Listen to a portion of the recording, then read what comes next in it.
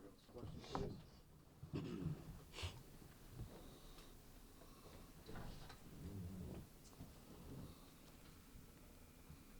Bob, you've played this Pitt team under Jeff for a couple of years now. Was there anything you saw tonight that was a bit different since it's been kind of a new group this year? Watching film, I really like their team. They drive it. They got good size. They rebound. I think he did a great job recruiting, and I think he'll do. I think they're going to get better and better. It's hard whenever you bring guys in, you're trying to mold them all together, and they don't really know each other. These guys are great. They were around all summer, so they got to know each other and know what guys are good at and what they're not good at, and especially get these guys that have the ball so much. Blake Hinton had been putting together a pretty good season so far, but you were able to hold him to 5 points on 2 of 9 shooting. What did you do to make that? I didn't guard them. What did your team do to make that up? Well, obviously we look at film, and we had 2 good days of practice, 2 good days of practice of preparation, and the guys were really good about paying attention, knowing who's who does what. Bob, Jeff talked about you guys being very good at creating chaos on defense to cause problems. What went into the game plan to kind of be on Pitt the way that you guys were in Pitt? No, we just don't know what the hell we're doing. So we just run around. We just run around, and so you can see a guy that's open, we go get him. We've been that way for a while. We're kind of chaotic. You like the way your team plays that way? When we win. When we win, and when we lose, then I ask them, "What the hell are you doing?" For Erik and Joe, Coach Huggins said he didn't tell you anything about the history of this rivalry. How long did it take you to realize a little bit different than the average game? The football game when they played. Was it? Yeah. It was pretty easy to figure out the rivalry. You know what I mean? Our fans travel really well for every sport, and I was at the football game myself, and I saw a lot of Mountaineer fans there.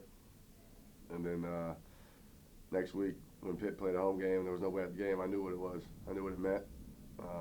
You could look out there tonight. There was a good amount of Mountaineer fans out there. It's the backyard brawl, man. Joe, you played in obviously big rivalry games before in your career. How does this compare to some of those? It's definitely the same. Same as Iowa State. I would just say it's way more serious here, to be honest. Like Erik, I was with him at the football game, so definitely saw it. Like he said, our fans travel, so it's pretty big. I was kind of looking forward to it, to be honest. I always enjoy playing in games like this. Makes me feel really good about myself. Bob, I know it's early, but what have 2 games revealed about Trey Mitchell, just in terms of how he's fitting into the equation with you guys and how you can best utilize him night in and night out? He's a little rusty. I think that's not what you're going to see later on. He's getting better and better. He couldn't do anything for what was it, a couple months, right? 3 months, 3 or 4 months. I mean, he had some pretty extensive surgery. So that's not Trey Mitchell out there right now. That's not the one you're going to see later on. Coach, what worked well for you guys in the paint? 36 points in the paint. How were you guys able to get your shots inside that you guys wanted?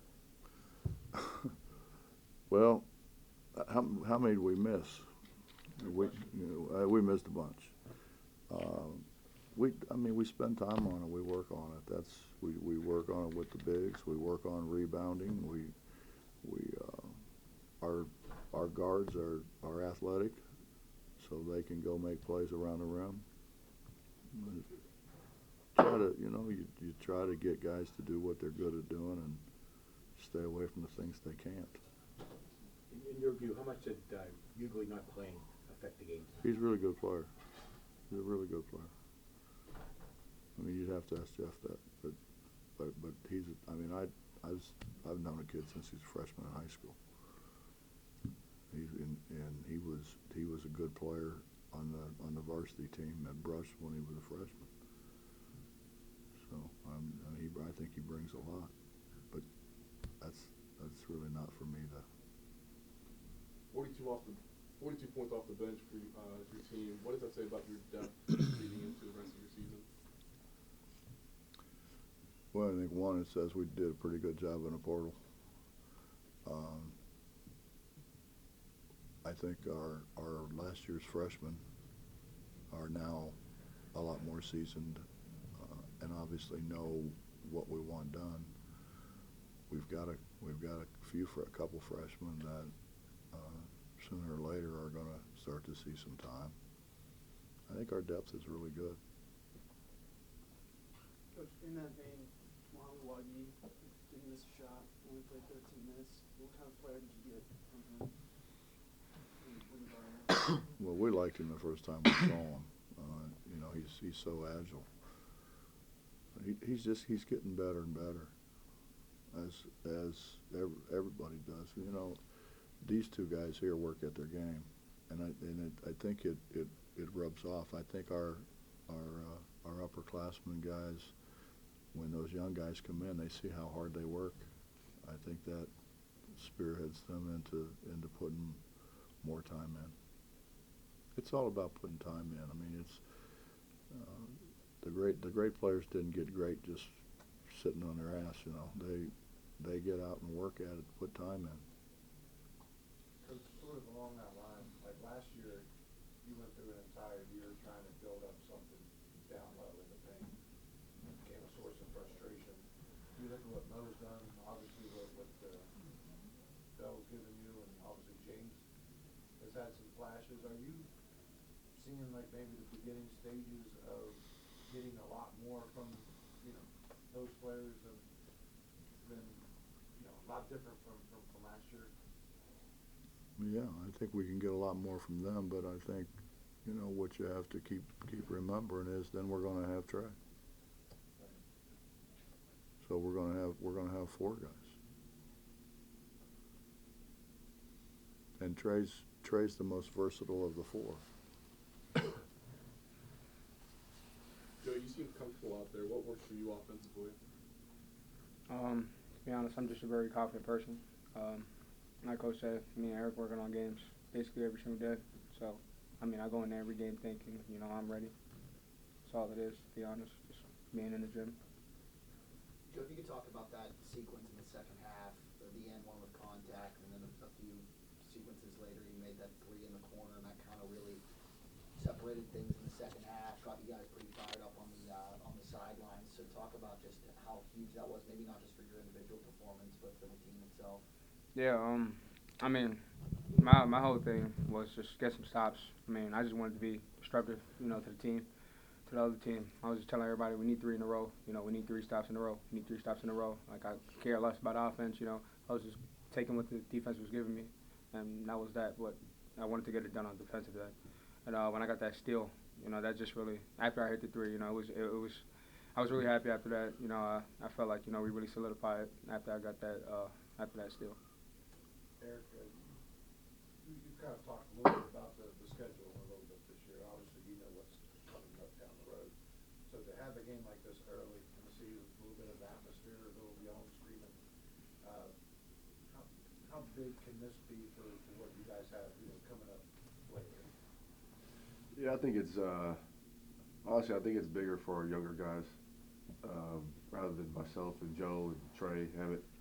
You know, because we got 4 or 5, maybe 6 guys on the team who have played in some big-time atmospheres a lot. So I think it was good for, you know, Seth and Kobe and Bo, James, those guys, and even, you know, both Josiah's, just to experience it and see that, you know, it doesn't matter where you're playing or how loud it is, you can still, you know, you can still win the game. And so, you know, just staying even-keeled and staying locked in as a team and staying composed is good for the younger guys to see that. You know, it's pretty much another day in the office for the old guys. Joe, you were with Keedy a lot on the floor tonight. Just kind of, what do you think that did for you guys defensively, and then do you think that kind of helped you guys get more in a rhythm and transition on offense? Yeah, 100%. I actually enjoy playing with Keedy. We kind of foul a lot, so I know why they don't play us together like that. But, you know, I enjoy it, you know, because sometimes when I need some rest, he was like, all right, I'll take the PG. If I see him, he needs some rest, I'm like, all right, I'll take the PG. And we both could play off the ball. We both could play on the ball, and just causing havoc on defense. So I really like that. We feed off each other. Erik, you guys obviously, like Coach said, played a lot during the summer. Everyone kind of got to know each other a little bit. In the grand scheme of things, a lot of people don't know about you guys, though. Collectively, do you think you guys answered? Sorry, excuse me. You guys think you guys answered some questions tonight in that sense? I think we answered a few. I also think it's early. Right. But to your question, I do think we answered some questions. I think we answered the question that we're going to play hard every possession. We're going to battle. We're just going to keep fighting and scrapping. We're trying to be a resemblance of this guy right here. You know what I mean? And so it's just it's good to get this win, man, and it's good to, like you said, answer some questions. But more so for ourselves, to prove to ourselves we can do something. Do something really special. And this is just one step in the road. Erik, you specifically kind of set the tone at the beginning of the game with those 2 threes to lead it off, and then your confidence seemed to just raise as the game went on. How did you feed off of that, and how did you feed that to the rest of the team, I guess, to get the win?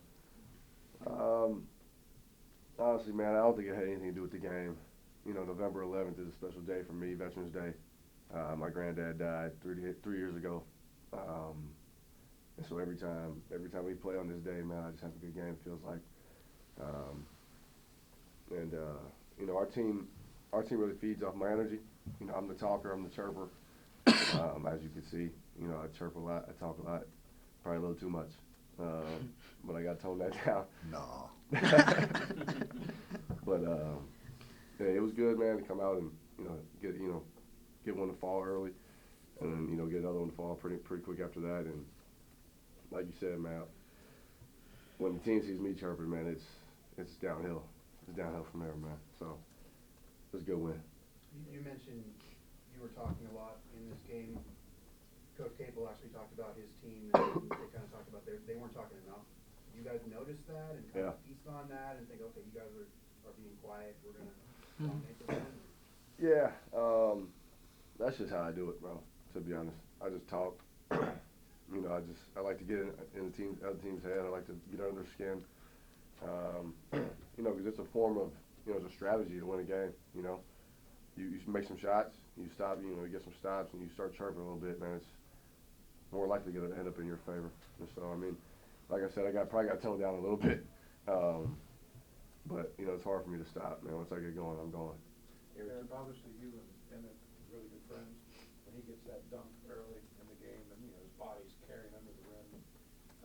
I've seen that too many times. Yeah, I was going to say, that's probably got to be like, hey, this is kind of our night kind of moment, right? I was waiting on him to look at me, man, because I was out of breath from screaming so much at half court. He wasn't looking at me. I was pissed off. I was like, I'm trying to celebrate with you, but like I said, man, I've seen that so many times. Playing Washington Supreme together in high school, and obviously, we went our separate ways for a little bit in college, but now we team back up, and it's just good, man, to be out there with a guy who our chemistry's like that, man. You know what I mean? You would have saw it if Keedy didn't ruin our alley-oop in the second half. But other than that, man, our chemistry is pretty much there with anybody I've played with. And so I think that's good for our team as well, because we got that chemistry so we can build chemistry with other guys, to get on the same page as me and him are. You know what I mean? So I feel like we're close to that, too. We got a bunch of guys who know how to play. And like Huggins talked about earlier, we got a bunch of guys who just live in the gym. So, with those two things, plus me and Evan having the chemistry, we could just wear off on each other and build on it. Last question to Jerry. Erik, you mentioned a minute ago you got to follow your coach's lead, scrappy style and everything. Have you ever seen any video of his playing days? We burn it all. That had to be black and white. Man, but every day. I've probably seen a couple clips, but he probably looks way different now than he did back then. You know what I mean? So I don't know if I recognize him, but like you said, man, he's on us every day, man. His favorite thing to say to us is, "You guys gotta play." You know what I mean? And I know what that means. I know Joe knows what that means, but I don't think some of our younger guys know what that means. But we're just trying to play. You know what I mean? Try to play at the level he wants us to play at, and play with the intensity that he wants us to play at. And not even that though, man. It's tradition here, West Virginia. Man, we're playing for a whole state. You know what I mean? So it's just bigger than us, bigger than the team. It's the entire state of West Virginia. So. guys.